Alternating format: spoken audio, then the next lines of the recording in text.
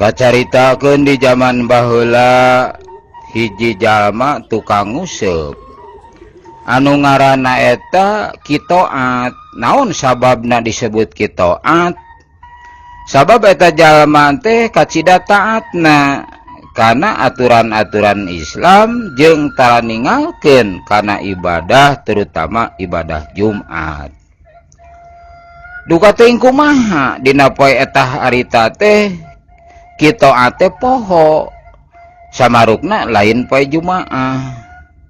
Da biasana oge jadi di mana-mana poe Jumaah teh Kitoat tara nguseup. Gancangna carita isu keneh pisan eta Kitoat teh indit kaleuwi sakumaha tempat manehna nguseup di eta leuwi. Sanggeus kitu eta Kitoat teh nah cenah ieu nguseup teh cinekul weh kita tadi eueuh nu nyangut hiji-hiji acan. Tuluy we eta Kitoat teh nunutan. Sanggeus nunutan rup we manehna teh tidra sare kalawan nyegrek kere. Dina eta keur sare teh kaimpi. Eta ngimpi Kitoat teh nyaeta asup ka jero masjid anu ngandung harti yen rek ngalaksanakeun Jumaah. Barang brai mukakeun panto masjid blus weh manehna teh ka eta masjid. Kebeg manehna ngarasa kaget lantaran eta pangeusi masjid teh kenca katuhu geus hempak eta lain jalma. Da jalma mah ngan manehna sorangan. Katingali jajaran nu pangharupna lele tah inu ku lele unggul. Ningali ka jajaran kadua ningali bogo. Dina jajaran katilu aya buntur. Kaopat nilem.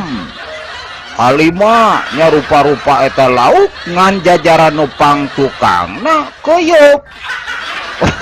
Eta koyop itu milu Jumaah.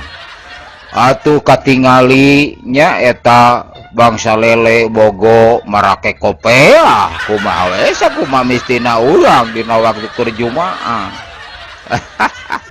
Tuluy we dina waktuna eta imam naik nyaeta kana mimbar tuh ari anu jadi khotibna teh lele kumisna jalatreng ya aduh kumis jalatreng kalawan pamatina ge panjang jeung gede deui.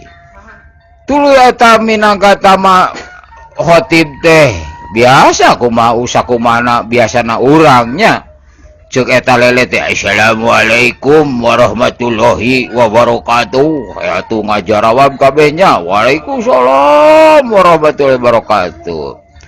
Jung we nangtung nu adan ari nu adanna nyaeta bogo gede nya. Kalawan eta bogo oge biasa make kopea, make sorban, make di samping biasa kitu nya. Bogo teh aduh kataji eta sorana alus eta bogo teh.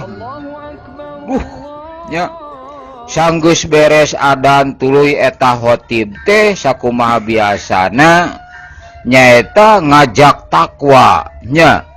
Oh kabeh dina jero eta ceramahna khotib teh mepelingan kasakumna nu aya di eta masjid. Jadi supaya ningkatkeun kawaspadaan sabab cenah bangsa urang teh loba nu katipu ku bangsa jalma.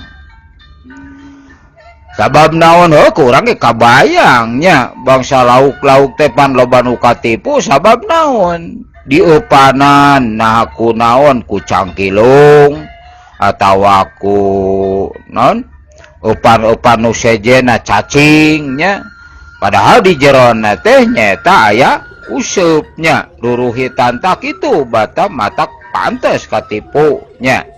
tak kitu ceuk eta khotib teh ulah nepikeun ka urang katipu deui nyaeta ku bangsa manusia tuh ceuk eta khotib dina eta caritana teh kaula oge kungsi kaula oge ngan nyaeta beunang rek beunang ku manusia ngan kaula bisa ngajebur bisa ngacleng nyaeta lesot tina eta useup tuh tingalikeun cenah ieu bibir kuring oge tapi kakieu gitu karasa nyeri cenah eta ceuk eta khotib teh nya tak gitu gancangna carita tuluy beres eta tina eta ngahotib tuluy babarengan ngalaksanakeun salat nyaeta Jumat tuh tuluy eta kita ate anu sakumaha biasa keluar nyaeta ti masjid barang brai mukakeun panto masjid ana pucung hul teh cep eta kita ate keluar tina jero leuwih. Astagfirullahaladzim bari ningali baju rancucut udah sini keluar tina leuwih. Astagfirullahaladzim ceuk eta kita ate geuningan aing teh tiga jeblur kana jero leuwih lain ka masjid kakarek we ingat astagfirullahaladzim cenah ayeuna teh geuningan poe Jumaah cenah gitu nya tah ku tara-tarana ningalkeun Jumat ja kajadian nyaeta ku kita ate dina waktu harita oge bet milu Jumaah nyaeta jeung para lauk teh anu aya di eta leuwih kitu meureunna nya tuh eta gilig dina harita ceuk eta citoat kuring moal rek mancing deui kalawan deuk bebeja ka pamajikan deuk ngarobah cenah pagawean teh moal jadi tukang mancing tapi rek neangan pagawean anu nyata salianti mancing gitu cepnya tak jadi ti harita kita ate nyata henteu daek mancing deui tetep dina kasebutnya jalma nu taat teh nya ngalaksanakeun ibadah teh ceuk manehanana teh daripada ayeuna mangajarikeun ka sato da sarua we kitu nya jadi sato oge aya kanyeri nya tak gitu lamun bisa mah jadi urang ngalalauk teh ulah ku pancing mun bisa mah disirip atawa disair jeung sajabah ti eta tak gitu nya rupina sakitu bae nyaeta dongeng ieu mah ngaresebutna ge nya dongeng mugi-mugi teh sing janten panghibur kana kalbu sing janten pangbeberah kana mana cak dugi kadinya we heulanan nya. Assalamualaikum warahmatullahi wabarakatuh.